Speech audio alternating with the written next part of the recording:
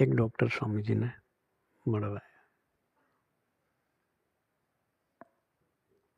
સ્વામીજીને કહ્યું કે સ્વામીજી તમે આ મંદિરો બનાવો છો એ ખોટા ખર્ચા કરો છો. કે શું કે ખોટા ખર્ચા કરો, એના કરતાં હોસ્પિટલ બનાવો, સમાજની સેવા કરો. કે એના એંગલથી સાચા હતા, ખોટા જ નહોતા. સ્વામીજી બેસાડ્યા,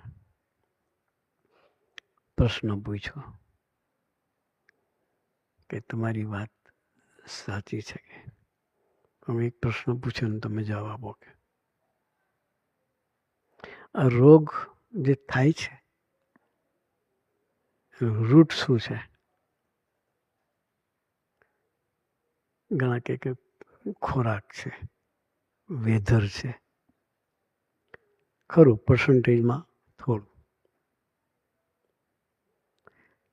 ચેન્જ ઓફ સિઝનની શરદી થઈ જાય, ચેન્જ ઓફ સિઝનની શરદી થાય ના થાય એવું નહીં, પણ એ મોટી બીમારી નથી. પણ સૌથી વધારે જો બીમારી આવતી હોય તો માનસિક વિચારો એ કરીને આવે છે. શાંતિ, ડિપ્રેશન, ટેન્સ,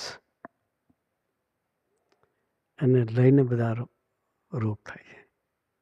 બીપી થાય છે, શાને લઈને થાય? ટેન્સ.